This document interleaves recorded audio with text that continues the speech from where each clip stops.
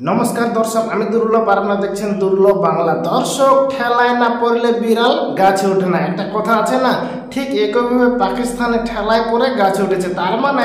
তার মানে একবার আপনারা শুনেছেন পহেলগামে হামলা হওয়ার পর সে উদমপুরে উদমপুরে তল্লাশি চালার সময় একজন ভুলবশত আমাদের ভারতীয় জওয়ান, ভারতীয় বিএসএফ পাকিস্তানের সীমান্তে ঢুকে পড়ে।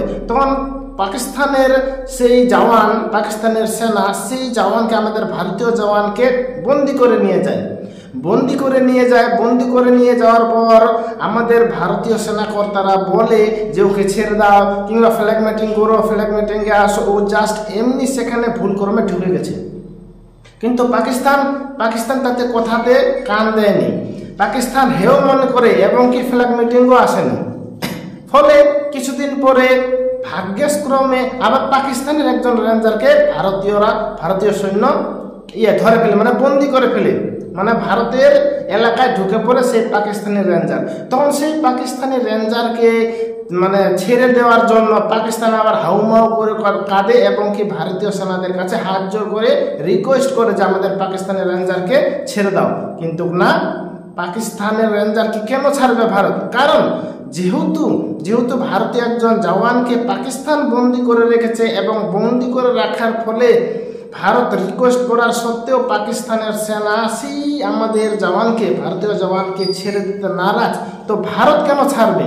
নাকি এটা একটা সাধারণ একটা লজিক? তো সেই মতো ভারতও কিন্তু সেই পাকিস্তানি রেঞ্জারকে ছাড়েনি। হঠাৎ করে এই যে বুধবারে মোটামুটি 22 দিন পর সেই আমাদের ভারতীয় জওয়ানকে যে বন্দি করে রেখেছিল ছেড়ে দিতে বাধ্য হলো। কতদিন আর রাখবে? 22 দিন পরে আমাদের সেই ভারতীয় বিএসএফ জওয়ানকে ছেড়ে দিতে বাধ্য হলো। তার জন্যই বলছি যে ঠেলায় না পড়লে বিড়াল গাছে ওঠে না। যদি সেই পাকিস্তানের রেঞ্জারকে ভারতের সেনা না বন্দি করতো, তাহলে পাকিস্তান তাকে ছাড়ার আরো করতো না আর কি, আরো লেট করাতো। ফলে সেই রেঞ্জারকে বন্দি করার ফলে পাকিস্তানে কিন্তু উপর চাপ সৃষ্টি হয় এবং কি সেই ভারতীয় জওয়ানকে ছেড়ে দিতে বাধ্য হয়। তারপর আপনারা জানেন আটানি সীমান্ত থেকে সেই ভারতীয় জওয়ানটার নাম হচ্ছে পূর্ণম কুমার সাউ। সেই ভারতীয় জওয়ানের নাম। আটারি সীমান্ত থেকে সেই পূর্ণম কুমার সাউ ভারতীয় জওয়ানকে ছেড়ে দেওয়া হয়, ভারতে প্রবেশ করানো হয় এবং কি প্রবেশ করার সাথে সাথে সেই জওয়ানকে নিয়ে যায় পাঠানকোটে নিয়ে যাওয়ার পর সেই জওয়ান পূর্ণম কুমার সাউ তার স্ত্রীকে ফোন করে। আপনারা জানেন একজন ঘরের লোক, একজন বাড়ির ঘরের সদস্য অন্যখানে থাকা বন্দী হয়ে, তাও আবার পাকিস্তানে, কতটা একটা চিন্তার বিষয়। সেই চিন্তাতেই ভারতীয় সেই জওয়ানের বাড়ির লোকেরা, তার স্ত্রী, তার মা, তার সন্তান কতটাতে চিন্তিত ছিল, কতটা নিজেকে যে অসহায় মনে করছিল, একমাত্র তারাই বোঝে আর জানে। তো ঠিক পাঠানকোটে যাওয়ার পর ভিডিও কলে সেই জওয়ান, তার স্ত্রীর নাম হচ্ছে রজনী, সেই রজনীকে ফোন করে ভিডিও কলে এবং কি ভিডিও কলে বলে, বুঝতে পারছেন 22 দিন পর তো একটু দাড়িগুলো বড় হয়ে গেছে আর কি, চুল দাড়ি। তো বলেছে যে আমি ঠিক আছি, তোমরা কোনো চিন্তা করো না, জাস্ট আমার চুল দাড়িগুলোই একটু বড় হয়ে গেছে, এগুলো কেটে একদম ফেল হয়ে যাবো, আমি ভালো আছি, সুস্থ আছি, আপনারা তোমরা কোনো চিন্তা করো না, তোমরা কোনো করো না, ভালো থাকো, ফ্রিতে থাকো। এই বলে তারা কিন্তু বেশিক্ষণ ধরে কিন্তু কথা হয়নি। তো যাই হোক, তাতে কিন্তু শান্তির একটা নিঃশ্বাস ফেলেছে সেই পূর্ণম কুমার সাউয়ের পরিবার, তার স্ত্রী। তো এটা একটা বিশাল একটা জয়, কূটনৈতিক দিক থেকেও ভারতের একটা কিন্তু বিশাল জয় এবং কি বাধ্য হলো পাকিস্তান শেষ পর্যন্ত সেই ভারতীয় জওয়ানকে ছেড়ে দিতে।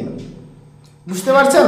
আর আমাদের এদিকে পশ্চিমবাংলার মুখ্যমন্ত্রী বলছেন কি যে আমি লাগাতার মাঝে মধ্যে সেই পূর্ণম কুমার সাউয়ের স্ত্রী রজনীকে মাঝে মধ্যে ফোন করতাম যে কেমন আছো না আছো, এটা যেটা খবরের মাধ্যমে পাচ্ছে আর কি সোশ্যাল মিডিয়াতে। কত দরদি, যখন তখন ফোন করতেন, ভালো মন্দ জিজ্ঞেস করতেন, কেমন আছে খোঁজ খবর নিত।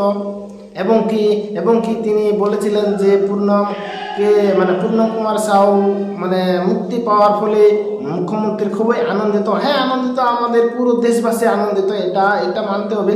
কিন্তু মাঝে মধ্যে ফোন করতো, এটার মধ্যে আমার কিন্তু কনফিউজ আছে, এটার মধ্যে কনফিউজ আছে। দর্শক আপনার মনে কনফিউজ আছে কি না অবশ্যই কমেন্টে অবশ্যই জানবেন। আর সাথে আমি আবার ফ্রেশভাবে বলতে চাই যে 22 দিন পর আমাদের ভারতীয় জওয়ান পূর্ণম কুমার সাউকে পাকিস্তান অ্যাট লাস্ট অবশেষে ছেড়ে দিতে বাধ্য হয়। এটা হচ্ছে ভারতের কূটনীতিক জয়, ভারত সরকারের জয়, ভারতবাসীর জয়। ভালোভাবে সেই পূর্ণম কুমার সাউ আটারি সীমান্ত থেকে পাঠানকোটে চলে এসছে, এখন স্বাভাবিক অবস্থায় আছে, ডিউটি করছে, বাইরের সঙ্গে কথা হয়েছে, ভিডিও কল হয়েছে, সব কিছু ঠিকঠাক, সব কিছু কন্ট্রোলে আছে, সব কিছু ভালো মতোই আছে আর কি। তো দর্শক, এই হচ্ছে খবর, এই হচ্ছে আপডেট। আপনারা হয়তো চিন্তিত ছিলেন যে একজন জওয়ান তো আমাদের ভারতীয় একজন সেনা, ভারতীয় একজন জওয়ান সেই পাকিস্তানের হাতে বন্দী আছে, জানি না কবে ছাড়বে। তো অ্যাট লাস্ট ছেড়ে দিয়েছে, খবরটা আমি আপনাদেরকে আপডেট দিয়ে দিলাম। আশা করি বিষয়টা এবং কি আমার খবরটা ভালো লেগেছে। যদি ভালো লাগে like, comment, share and subscribe অবশ্যই করবেন।